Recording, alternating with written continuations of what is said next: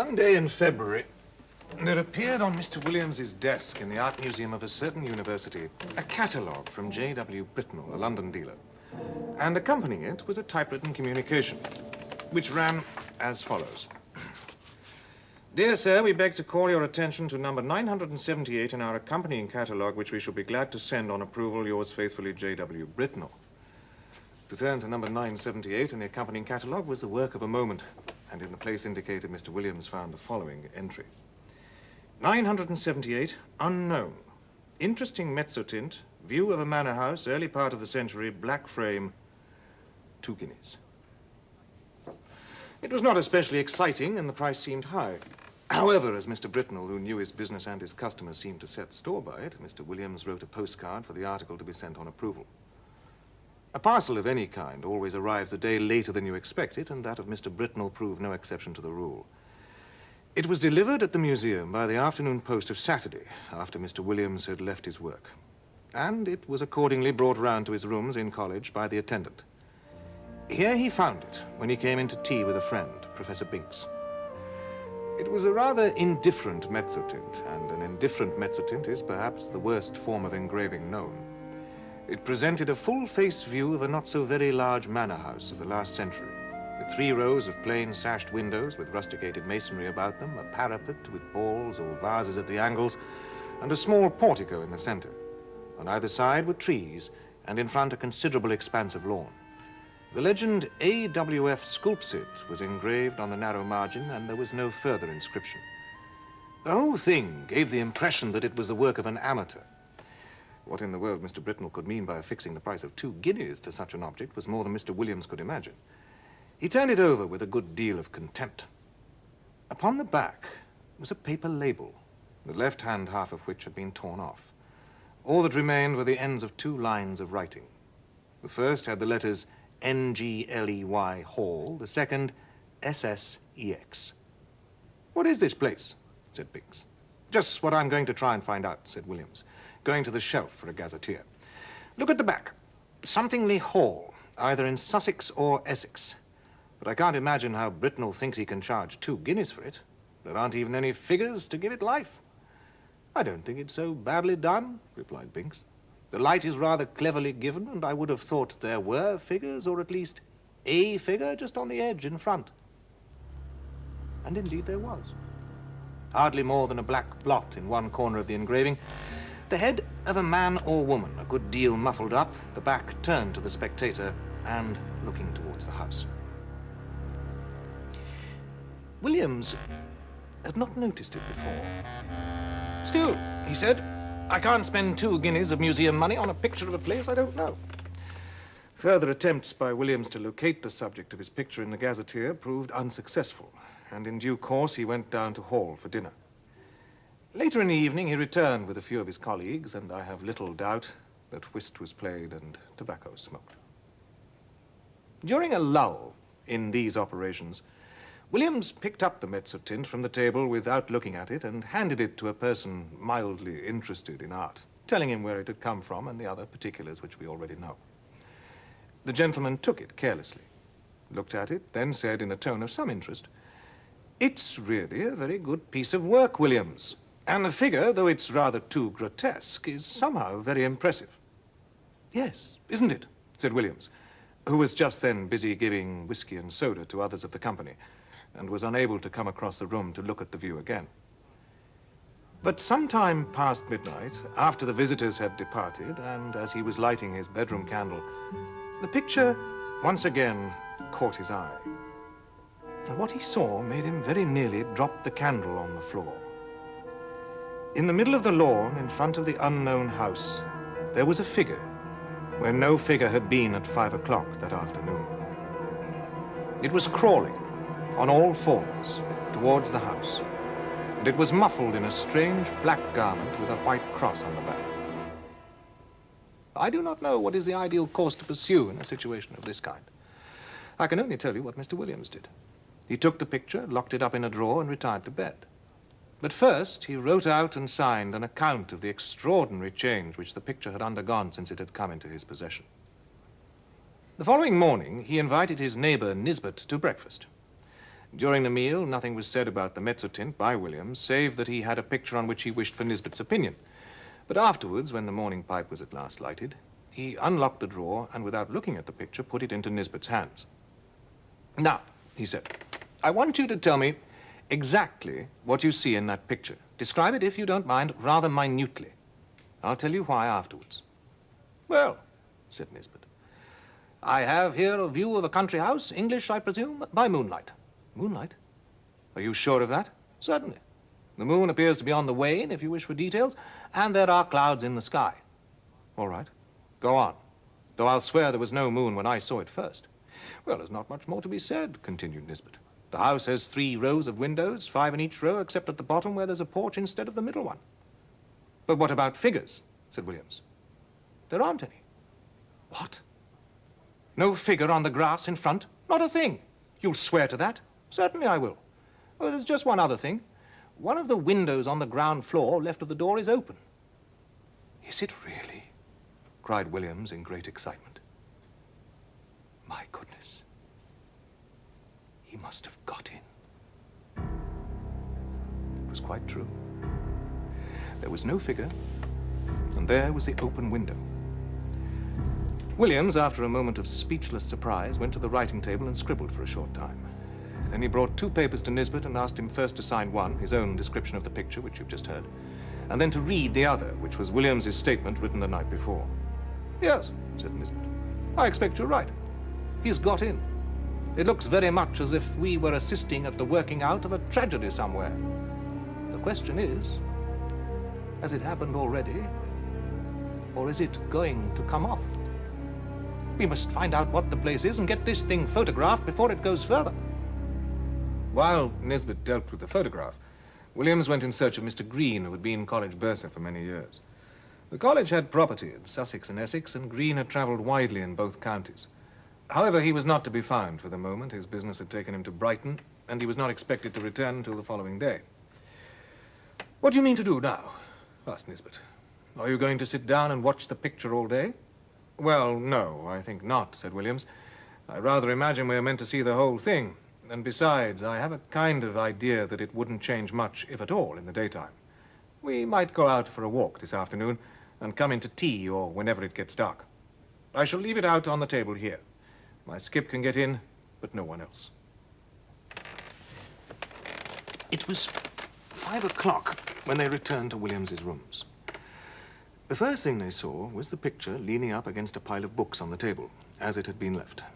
And the next thing was Williams's skip seated on a chair opposite, gazing at it with undisguised horror. He was a servant of considerable standing, and nothing could be more alien to his practice to be seen sitting on his master's chair or appearing to take any particular notice of his master's furniture or pictures. "Begging your pardon, sir," he said, "but it ain't the sort of picture I should hang where my little girl could see it. If she were to catch a sight of this skeleton here, or whatever it is, carrying off the poor baby, she would be in a taking. It don't seem a right picture to be laying about, sir, not where anyone that's liable to be startled should come on it." With these words, the excellent man went to continue the round of his masters, and you may be sure the gentleman whom he left lost no time in re-examining the engraving. There was the house, as before, under the waning moon and the drifting clouds. The window that had been open was shut, and the figure was once more on the lawn. But not this time crawling cautiously on hands and knees. Now it was erect and stepping swiftly, with long strides to the front of the picture. The moon was behind it, and the black drapery hung down over its face so that only hints of it could be seen. And what was visible made the spectators profoundly thankful that they could see no more than a white dome-like forehead and a few straggling hairs. The head was bent down, and the arms were tightly clasped over an object which could be dimly seen and identified as a child. Whether dead or living, it was impossible to say. The legs of the appearance alone could be plainly discerned, and they were horribly thin. From 5 to 7, the companions sat and watched the picture by turns, but it never changed. They agreed at last that it would be safe to leave it while they dined in the hall. When they returned, the figure was gone, and the house was quiet under the moonbeams. There was nothing for it but to spend the evening over gazetteers and guidebooks. Williams was the lucky one at last, and perhaps he deserved it. At 11:30 p.m., he read from Murray's Guide to Essex the following lines. 16.5 miles, Anningley. The church has been an interesting building of the Norman date, but was extensively classicized in the last century. It contains the tombs of the family of Francis, whose mansion, Anningley Hall, a solid Queen Anne house, stands immediately beyond the churchyard in a park of about 80 acres. The family is now extinct, the last heir having disappeared mysteriously in infancy in the year 1802. The father, Mr. Arthur Francis, was known locally as a talented amateur engraver in Mezzotit. After his son's disappearance, he lived in complete retirement at the Hall and was found dead in his studio on the 3rd anniversary of the disaster, having just completed an engraving of the house, impressions of which are of considerable rarity.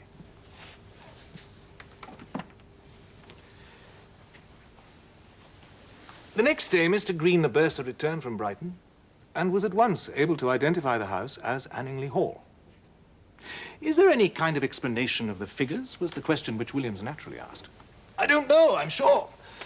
What used to be said in the place when I first knew it was that old Francis was always very much down on poachers, and by degree he got rid of them all but one.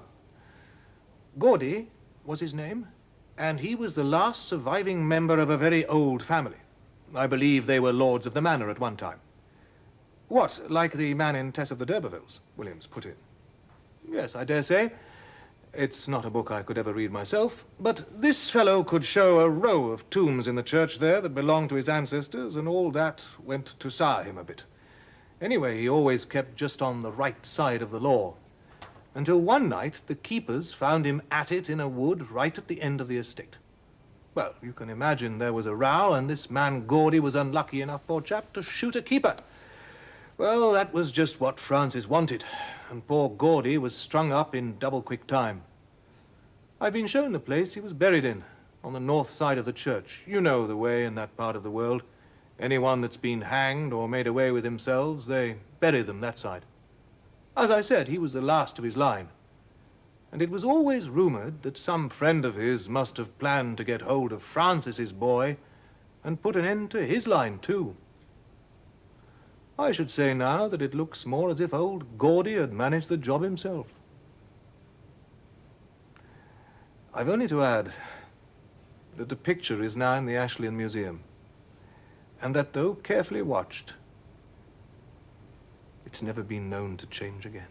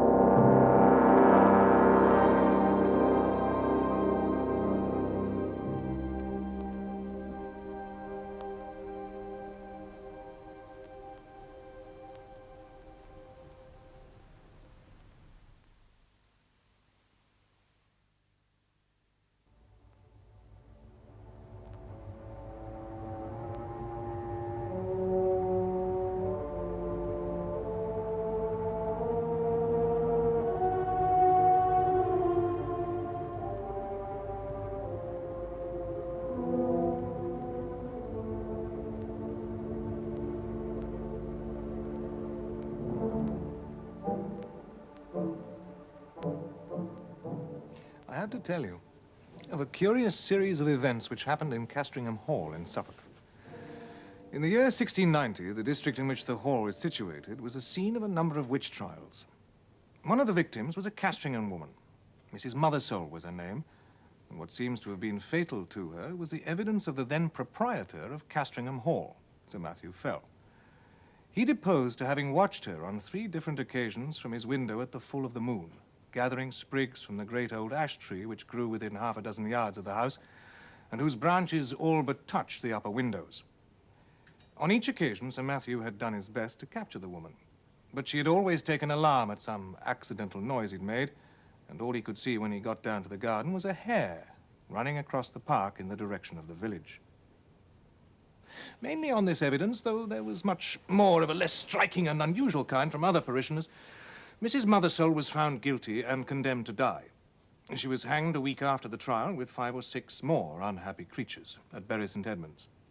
The other victims were apathetic or broken down with misery, but Mrs. Mothersole was, as in life, so in death, of a very different temper. As a reporter of the time puts it, she looked upon those that laid hands upon her with so venomous an aspect that the mere thought of it preyed inwardly upon their minds for 6 months after. However, all that she is reported to have said were the seemingly meaningless words, "There will be guests at the hall," which she repeated more than once in an undertone.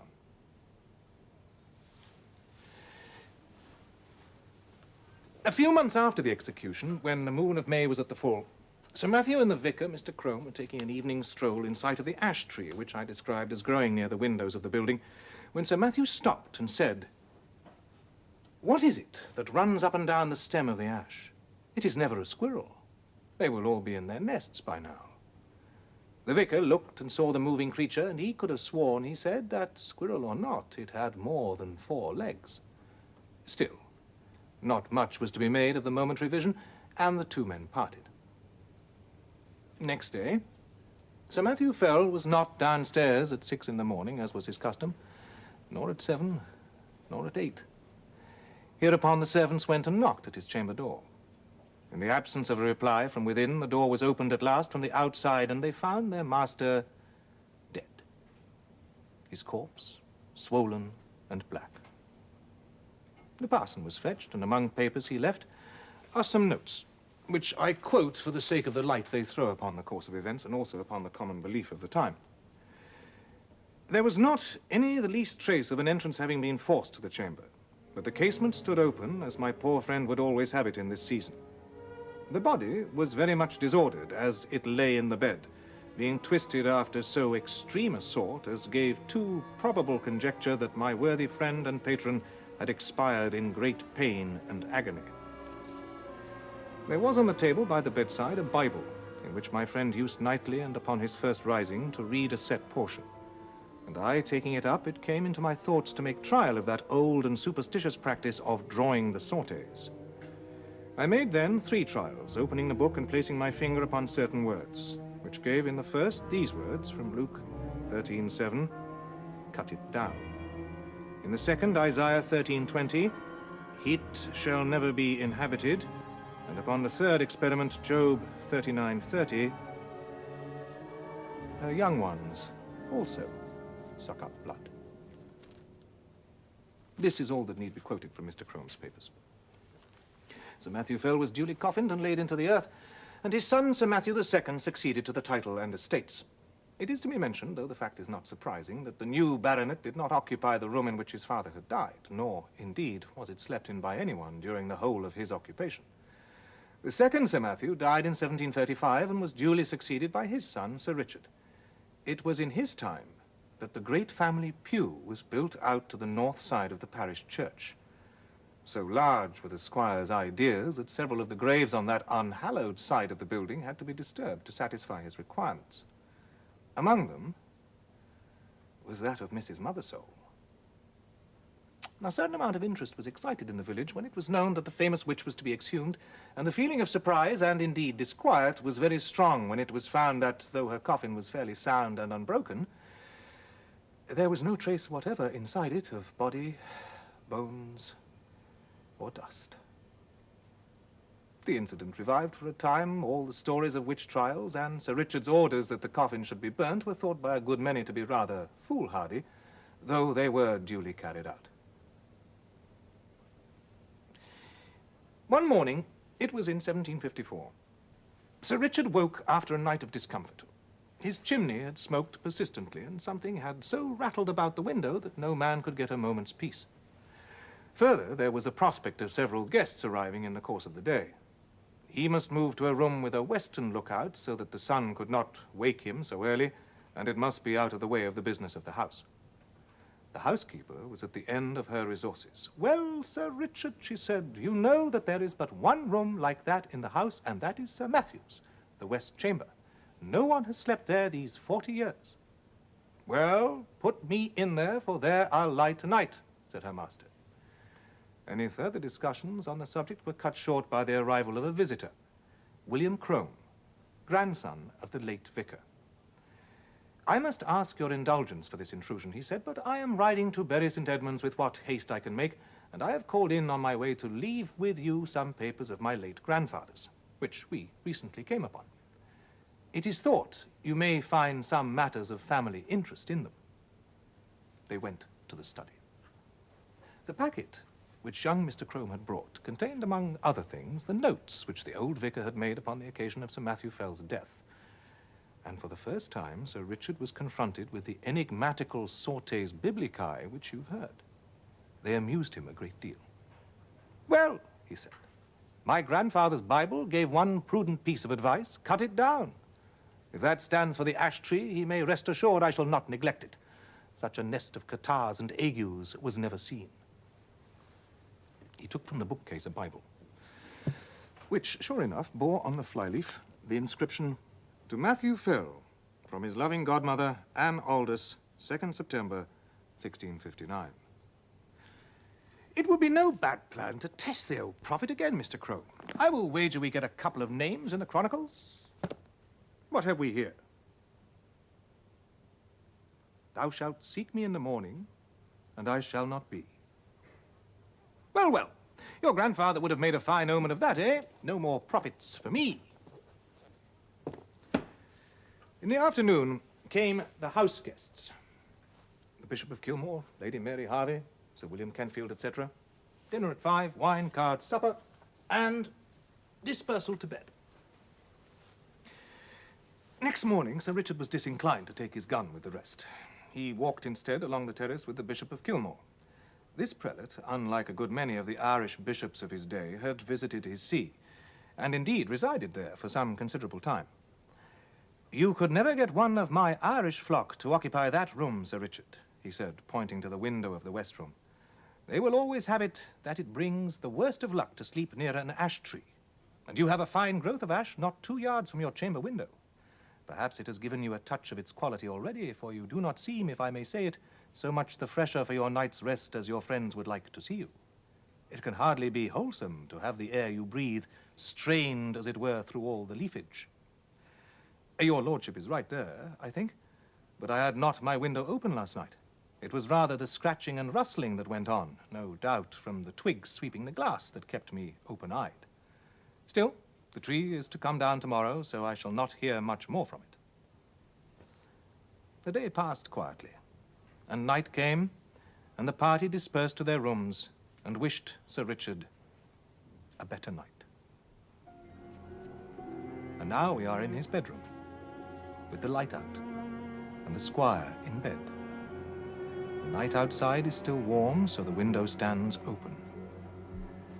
There is very little light about the bedstead, but there is strange movement there, and now you would guess, so deceptive is the half-darkness, that he had several heads, round and brownish, which moved back and forward even as low as his chest. It is a horrible illusion. Is it nothing more? There. Something drops off the bed with a soft plump like a kitten, and is out of the window in a flash. And after that there is quiet again. "Thou shalt seek me in the morning, and I shall not be." As with Sir Matthew, so with Sir Richard, dead and black in his bed. A pale and silent party of guests and servants gathered under the window when the news was known. Italian poisoners, popish emissaries, infected air, all these and more guesses were hazarded, and the Bishop of Kilmore looked at the tree, where a white tomcat was crouching in the fork of the lower boughs, looking down into the hollow which years had gnawed in the trunk.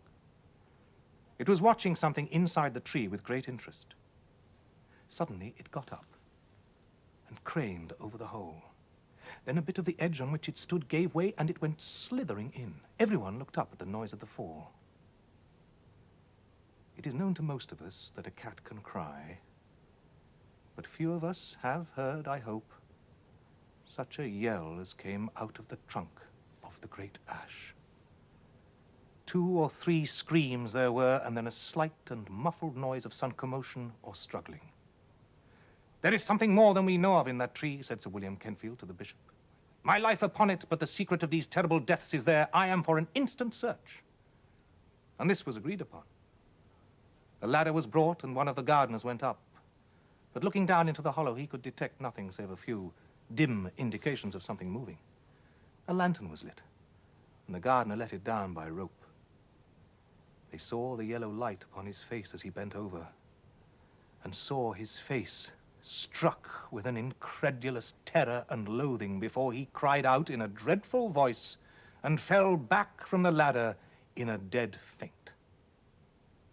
The lantern fell inside the tree and must have set fire to the dry leaves that lay there, for in a few minutes a dense smoke began to come up and then flames, and to be short, the tree was in a blaze. The bystanders made a ring at some yards' distance, and Sir William and the bishop sent men to get what weapons and tools they could, for clearly, whatever might be using the tree as its lair would be forced out by the fire. So it was. First at the fork, they saw a round body covered with fire, the size of a man's head, leap into the air and fall on the grass, where after a moment it lay still. The bishop went as near as he dared to it and saw what? But the remains of an enormous spider, veinous and seared. And as the fire burned lower down, more terrible bodies like this began to break out from the trunk, and it was seen that these were covered with grayish hair.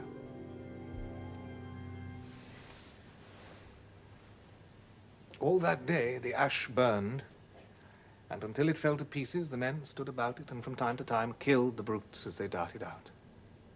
At last there was a long interval when none appeared, and they cautiously closed in and examined the roots of the tree. They found, says the Bishop of Kilmore, below it a rounded hollow place in the earth wherein were 2 or 3 bodies of these creatures that had plainly been smothered by the smoke. And what is to me more curious, at the side of this den against the wall was crouching the anatomy or skeleton of a human being, with the skin dried upon the bones, having some remains of black hair, which was pronounced by those that examined it to be undoubtedly the body of a woman. And clearly dead for a period of 50 years.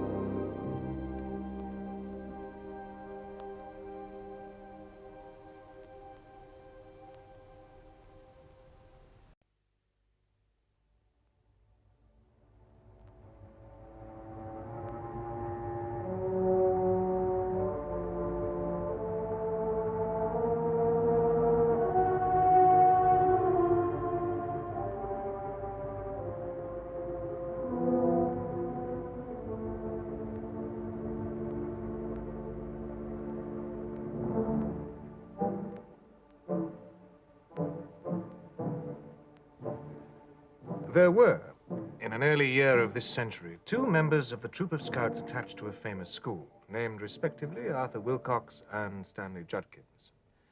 They were the same age, boarded in the same house, were in the same division, and naturally were members of the same patrol. They were so much alike in appearance as to cause anxiety and trouble, and even irritation to the masters who came in contact with them. But oh, how different were they in their inward man or boy. As a scout, Arthur Wilcox secured every badge and distinction for which he competed. The cookery badge, the map-making badge, the life-saving badge, the badge for picking up bits of newspaper, the badge for not slamming the door when leaving pupil room, and many others. You cannot be surprised to hear that Mr. Hope Jones added a special verse to each of his songs in commendation of Arthur Wilcox. or that the lower master burst into tears when handing him the Good Conduct Medal in its handsome claret-colored case, the medal which had been unanimously voted to him by the whole of the third form. You cannot again wonder that in after years Arthur Wilcox was the first boy to become captain of both the school and of the Oppidans, or that the strain of carrying out the duties of both positions, coupled with the ordinary work of the school, was so severe that a complete rest for 6 months, followed by a voyage round the world, was pronounced an absolute necessity by the family doctor. It would be pleasant task to trace the steps by which he attained the giddy eminence he now occupies. But for the moment, enough of Arthur Wilcox. Time presses, and we must turn to a very different matter, the career of Stanley Judkins.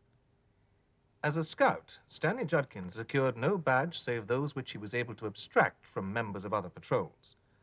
In the cookery competition, he was detected trying to introduce squibs into the Dutch oven of the next-door competitors. For the tidiness badge, he was disqualified because, in the midsummer school time, which chanced to be hot, he could not be dissuaded from sitting with his fingers in the ink, as he said, for coolness' sake. For one piece of paper which he picked up, he must have dropped at least 6 banana skins or orange peels. Aged women, seeing him approaching, would beg him with tears in their eyes not to carry their pails of water across the road. They knew too well what the result would be. In short, Stanley Judkins was no credit to the Scouts, and there was talk on more than one occasion of informing him that his services were no longer required. In the end, however, milder counsels prevailed, and it was decided to give him another chance. So it is that we find him camping with the troop at the beginning of the midsummer holidays. It was a lovely morning. Stanley and one or two of his friends, for he still had friends, lay basking on the top of a grassy down, staring at a clump of trees in the middle distance. "I wonder what that place is called," said Stanley. "Anybody got a map?" "Here's one," said Wilfred Pipsqueak, ever resourceful. "And there's the place marked on it. But it's inside the Red Ring. We're not allowed there." "You can ask this old chap what it's called if you're so keen to find out," said Algernon de Montmorency. This old chap was an old shepherd who had come up and was standing behind him. "Good morning, young gents," he said.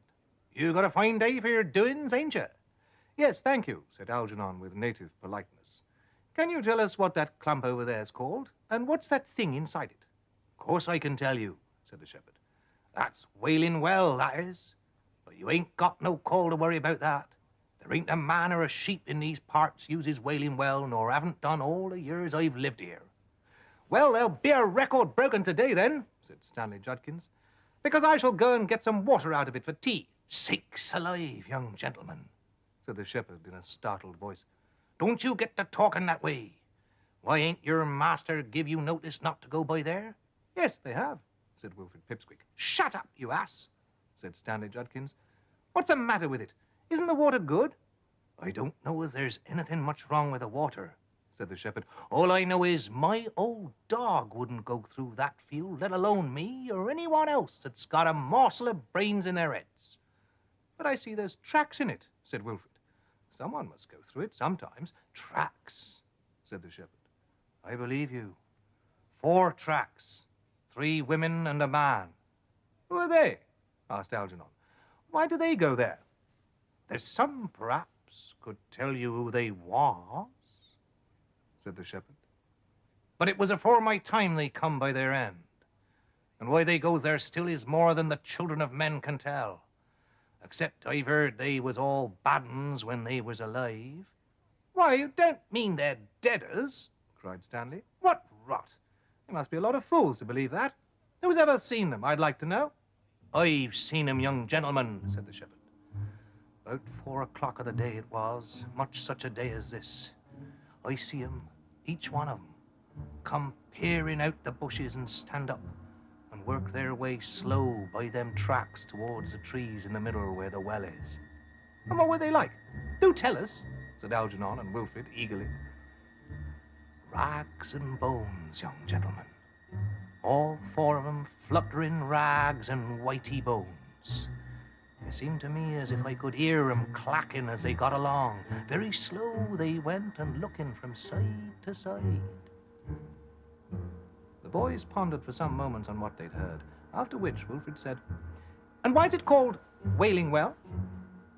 "If you was round here at dusk of a winter's evening, you wouldn't want to ask why," was all the shepherd said. Early in the afternoon of next day, the following dialogue was heard. "Wilcox, is all your tent there?" "No, sir, Judkins isn't. That boy is the most infernal nuisance ever invented. Where do you suppose he is?" "Sir, I shouldn't wonder if he'd gone to the Wailing Well." "Do you mean inside the Red Ring? Good heavens, what makes you think he's gone there?" "Why, he was terribly keen to know about it yesterday, and we were talking to a shepherd man, and he told us a lot about it and advised us not to go there. But Judkins didn't believe him and said he meant to go." "Young ass," said Mr. Hope Jones. "Did he take anything with him?" "Yes, I think he took some rope and a can. We did tell him he'd be a fool to go." "Little brute. What the deuce does he mean by pinching stores like that? Well, come along, you three, we must go after him. Why can't people keep the simplest orders?"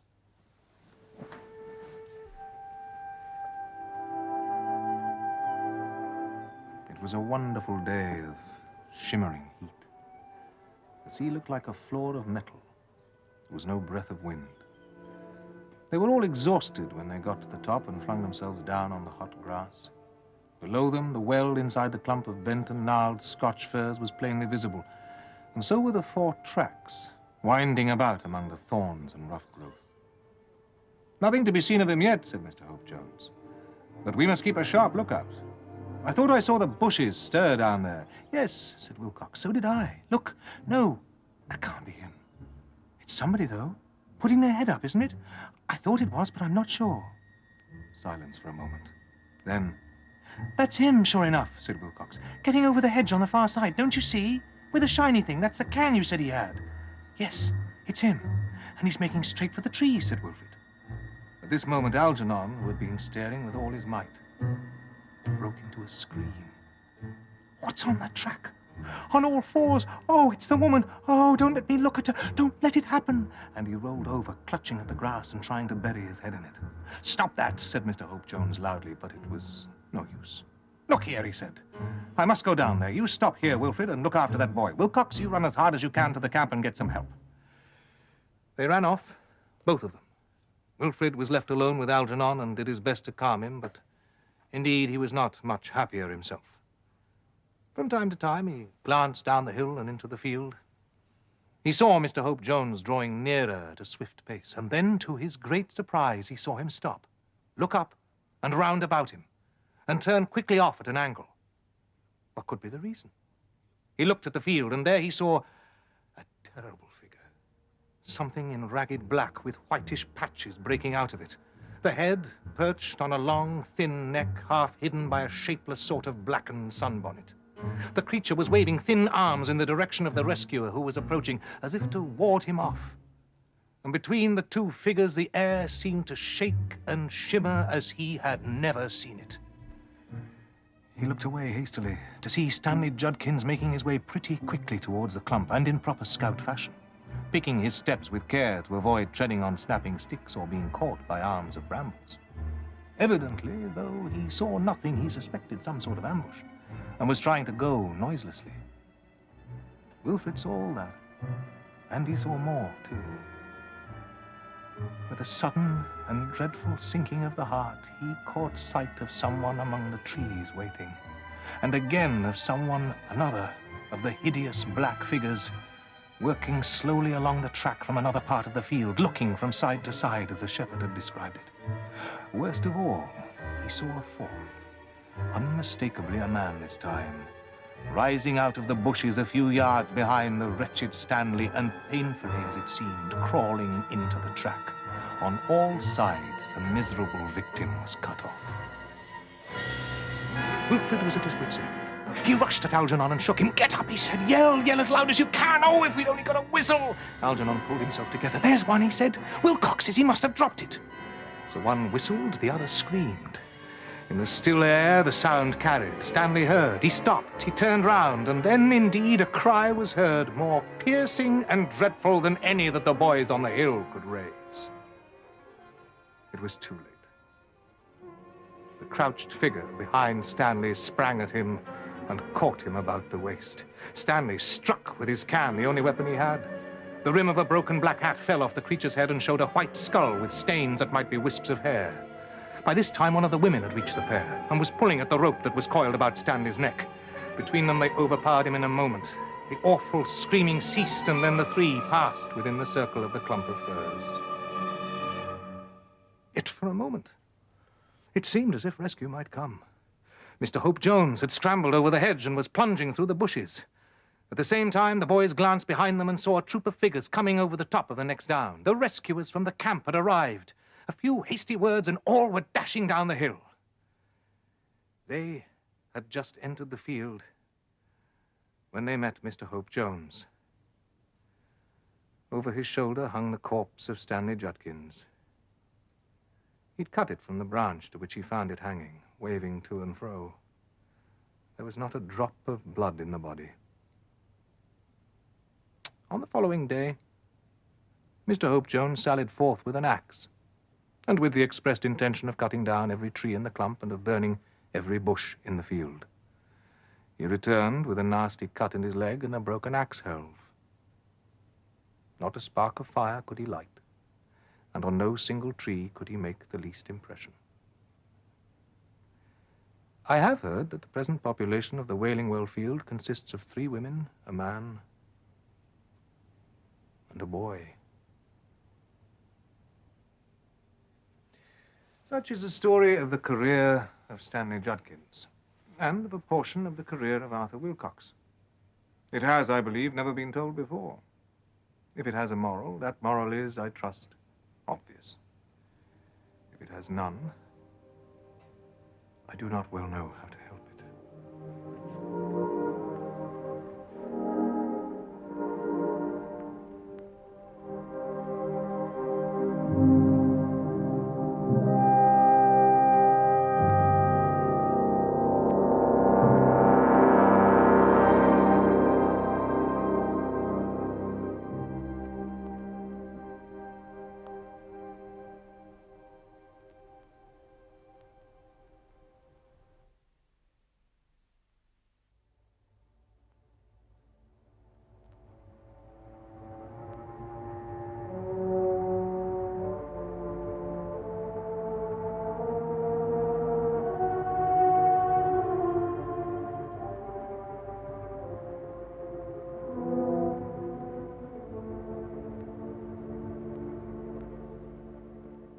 As soon as full term at the university was over, Professor Parkins traveled down to Burnstow on the East Coast.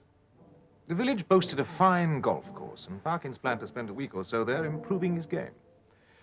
He was soon installed in a large twin-bedded room at the Globe Inn, looking over the seashore. The rest of the population of the inn was, naturally, a golfing one, but the most conspicuous figure was an ancien militaire, secretary of a London club. A man with a bristling moustache and incarnadined features who was possessed of a voice of incredible strength and of views of a pronouncedly Protestant type. These were apt to find utterance after his attendance upon the ministrations of the vicar, an estimable man with inclinations towards a picturesque ritual. It was this Colonel Wilson in whose company Parkins spent the greater part of the following day, improving his game.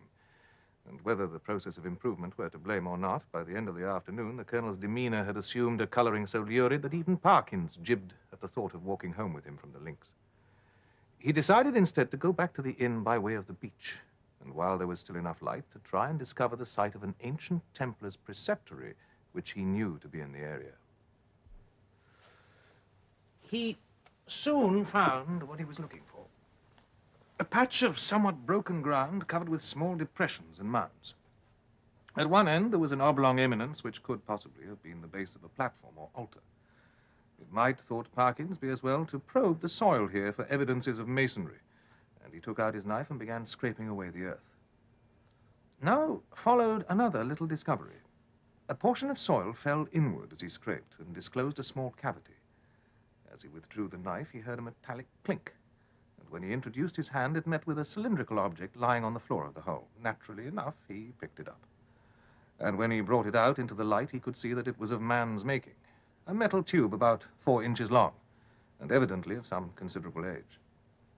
By the time Parkins had made sure there was nothing else in the cavity, it was too late and too dark for him to think of undertaking any further search. The wind was bitter from the north, and he quickly rattled and clashed across the shingle towards the sand.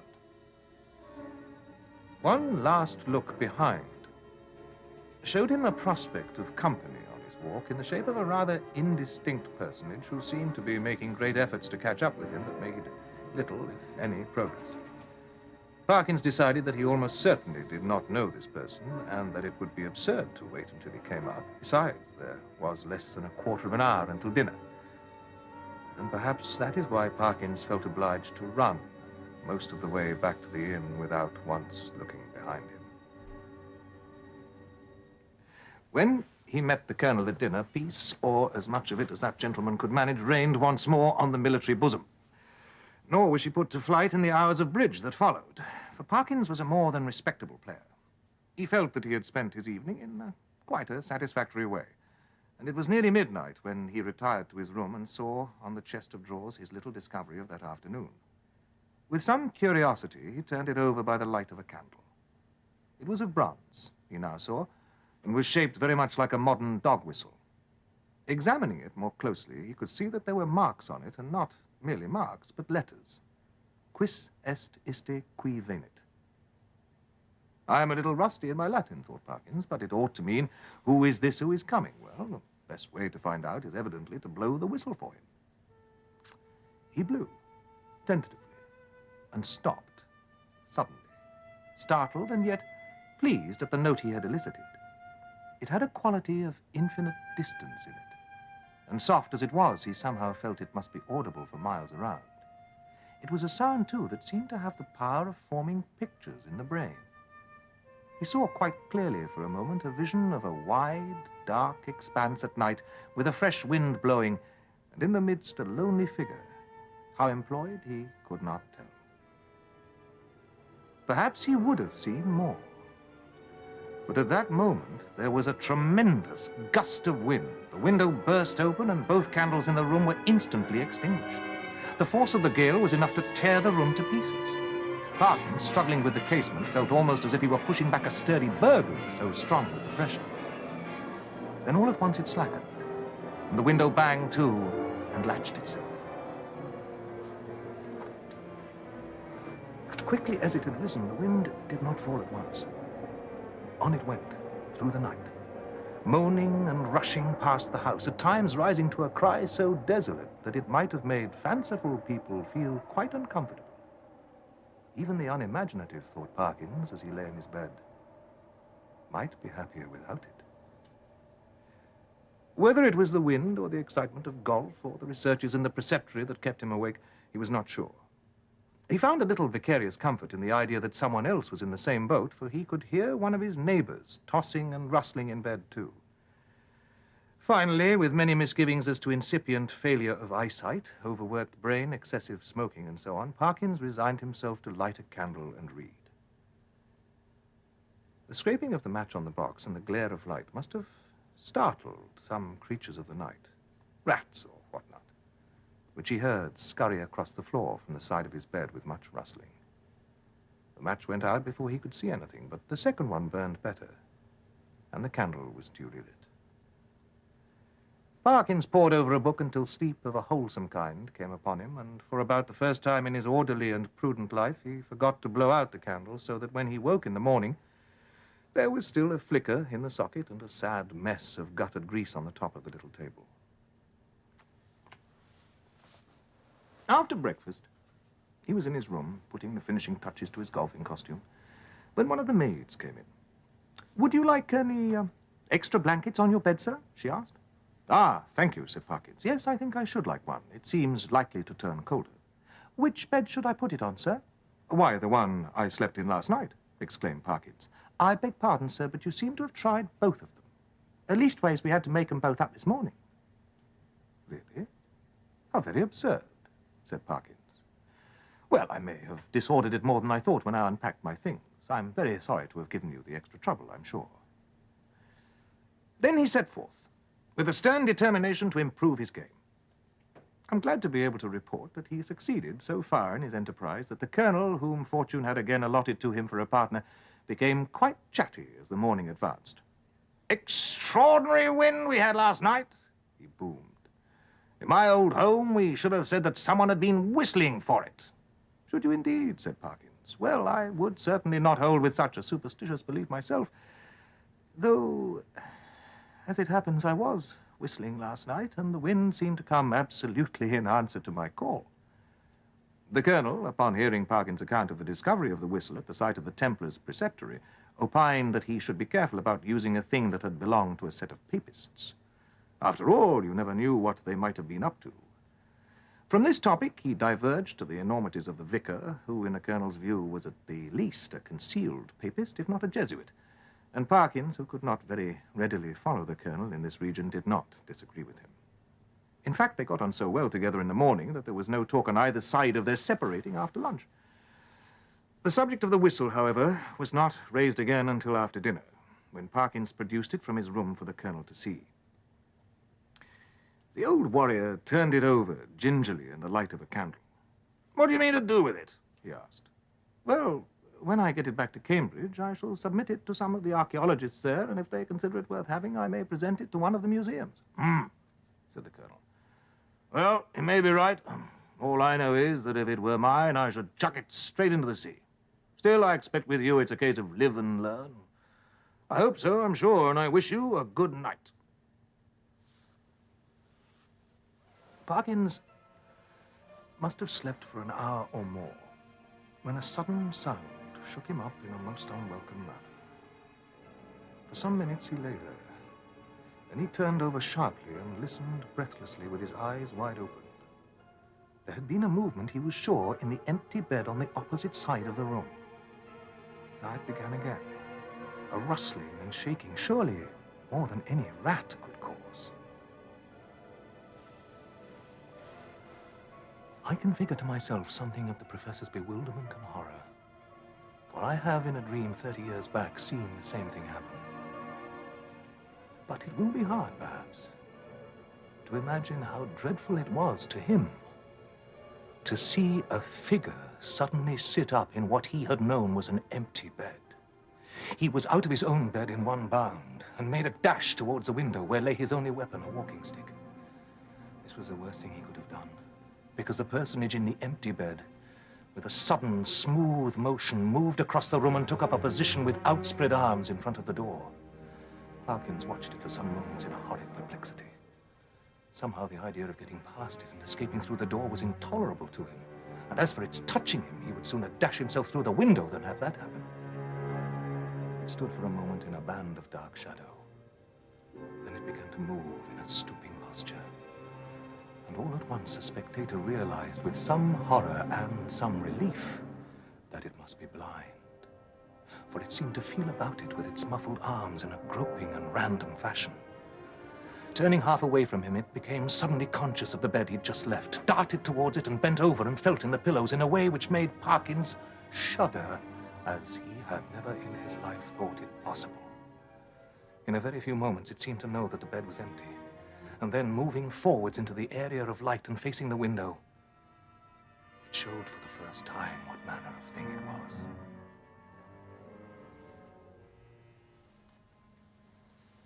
Parkins, who very much dislikes being questioned about it, did once describe something of it in my hearing, and I gathered that what he chiefly remembers about it is a horrible, an intensely horrible face of crumpled linen.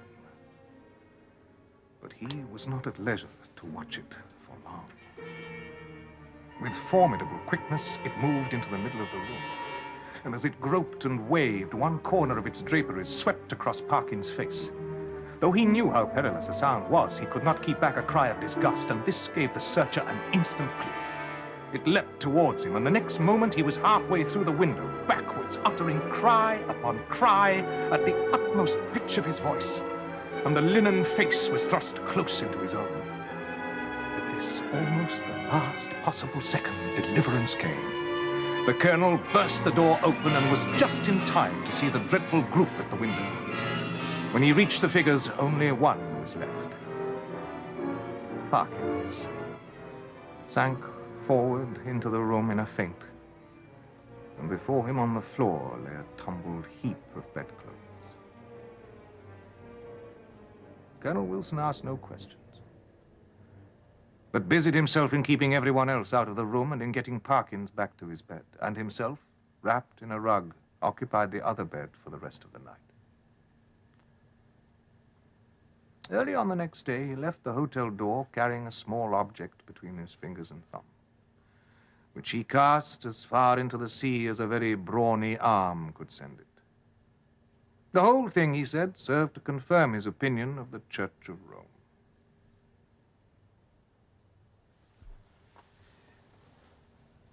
There is really little more to tell. But as you may imagine, the professor's nerves have suffered. He cannot even now see a surplice hanging on a door, quite unmoved. And the spectacle of a scarecrow in a field late on a winter afternoon has cost him more than one sleepless night.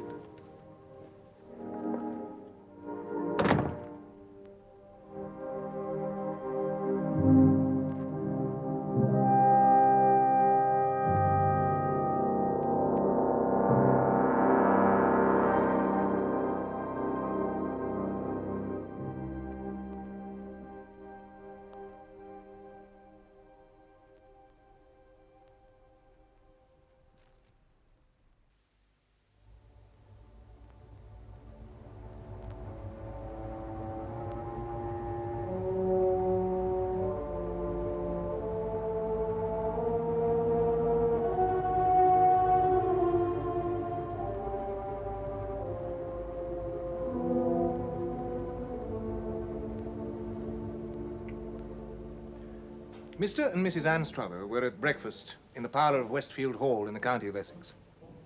They were arranging plans for the day.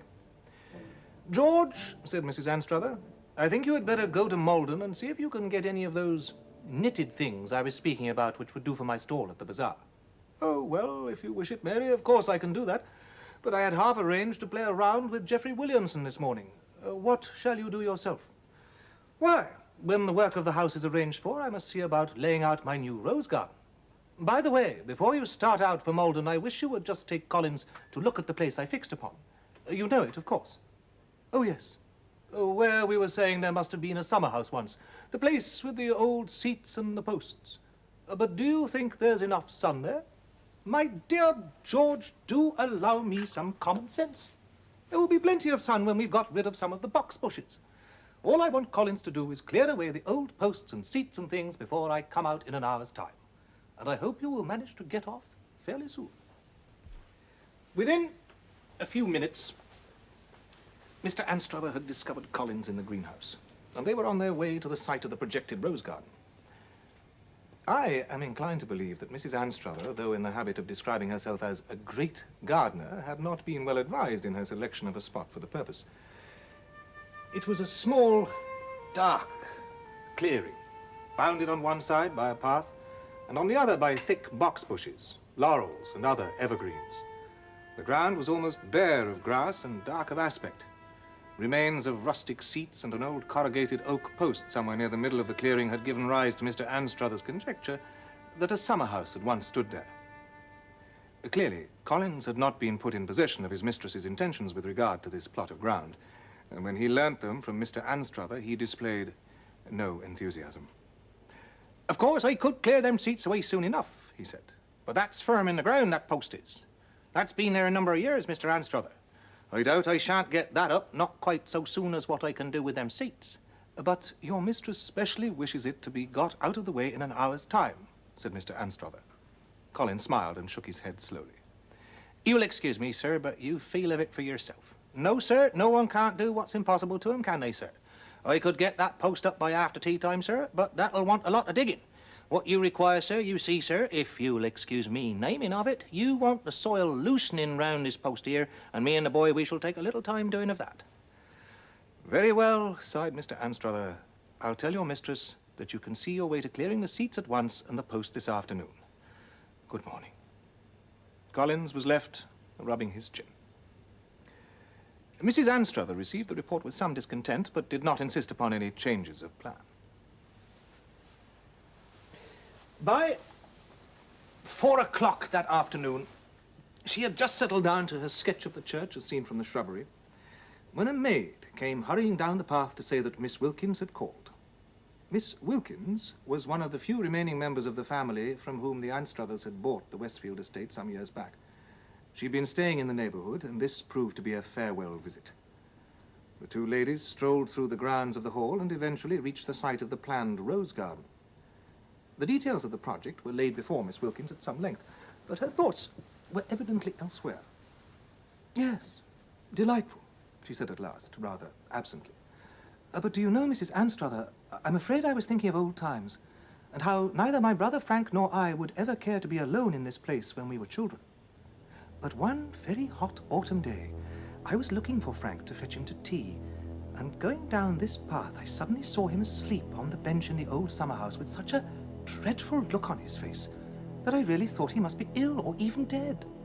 I rushed at him and shook him and told him to wake up, and wake up he did with a scream. I assure you the poor boy seemed almost beside himself with fright. It came out at last that he'd had a very odd, disjointed dream. First he made out that he was standing in a large room with a number of people in it, and someone was opposite to him who was very powerful, and questions were asked which he felt to be very important. All the voices sounded to him very distant, but he remembered bits of things that were said. "Where were you on the 19th of October? Is this your handwriting?" and so on. I can see now, of course, that he was dreaming of some trial. But it was odd that a boy of 8 could have such a vivid idea of what went on in a court.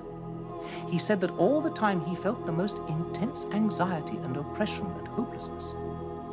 Then, after that, there came another sort of picture. He was being taken through a street. It was very cold, and then he was led up some creaking wooden steps and stood on a sort of platform, but the only thing he could actually see was a fire burning somewhere near him.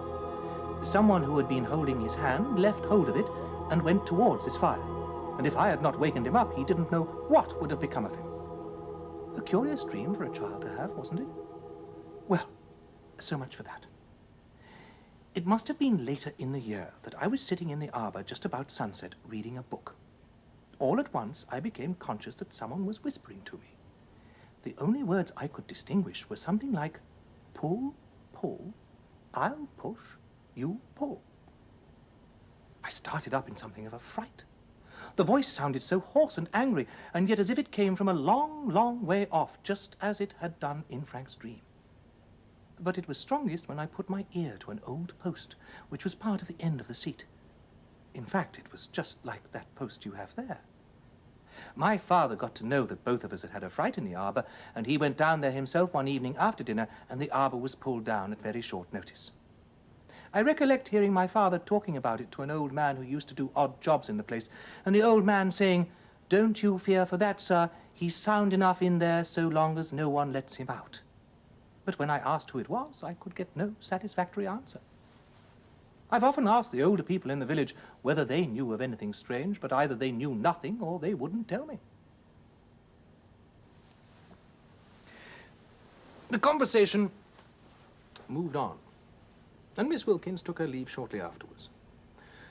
The seats and the posts were cleared away and uprooted, respectively, by that evening. During dinner time, Mrs. Collins sent up and asked for a little brandy because her husband had taken a nasty chill and she was afraid he would not be able to do much next day. Mrs. Anstruther's reflections the next morning were not wholly placid. She was sure some roughs had got into the plantation during the night. "And another thing, George. The moment Collins is about again, you must tell him to do something about the owls. I never heard anything like them, and I'm positive one came and perched somewhere just outside our window. Didn't you hear it? No, of course you were sound asleep as usual. Still, I must say, George, you don't look as if your night had done you much good. My dear, I feel as if another of the same would turn me silly. You have no idea of the dreams I had.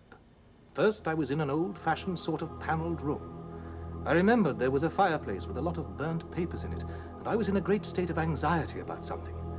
Next, I heard several people coming upstairs and a noise like spurs on a boarded floor, and then the door opened and whatever it was I was expecting happened. Then I was in a large room, panelled, I think, like the other. and I was evidently being tried for my life, I've no doubt, from the state I was in.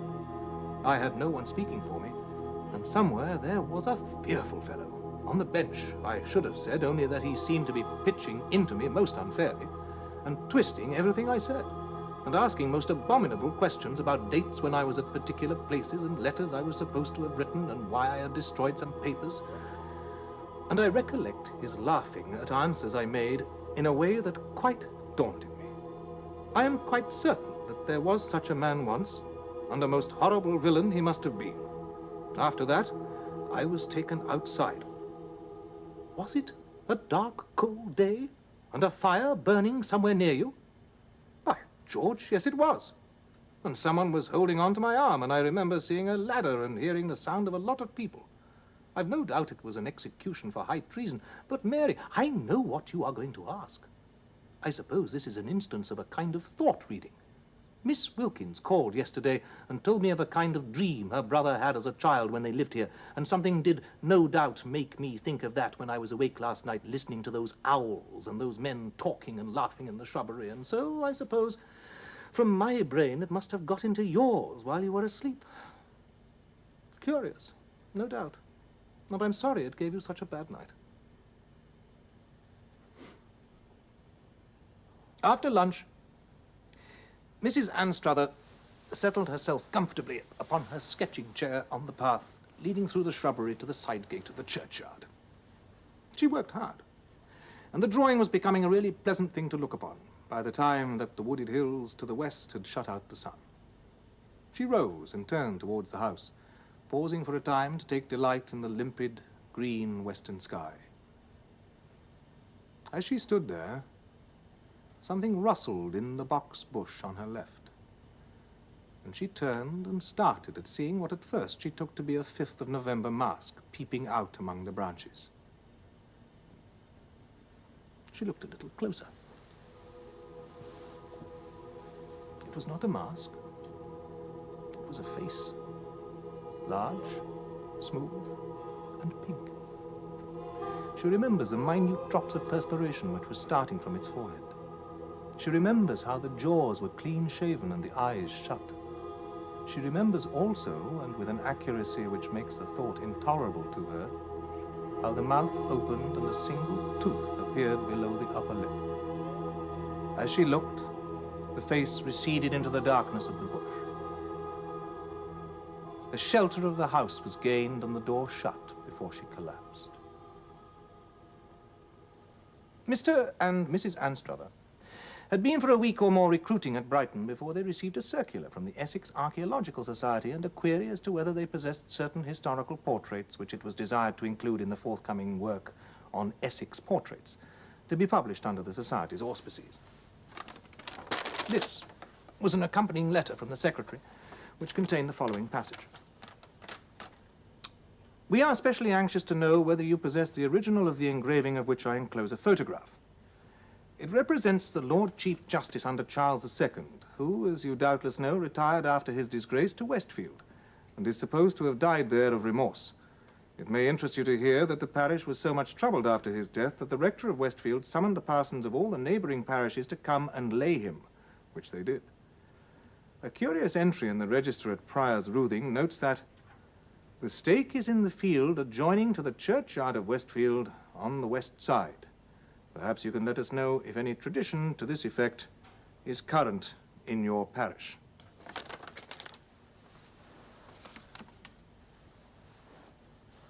The incidents which the enclosed photograph recalled were productive of a severe shock to Mrs. Anstruther. It was decided that she should spend the winter abroad. Mr. Anstruther, when he went down to Westfield to make the necessary arrangements, not unnaturally told his story to the rector, who showed little surprise. Yes, he said, it was bad at first, like owls, as you say, and men talking sometimes. One night it was in this garden, and at other times about several of the cottages. But lately there has been very little. I think it'll die out. There is nothing in our registers except the entry of the burial, and what I for a long time took to be the family motto. But last time I looked at it, I noticed that it was added quite late in the 17th century. Quieta non movere. Do not disturb the peace. Or as we would say, let sleeping dogs lie. And I suppose, well, rather hard to say exactly what I do suppose.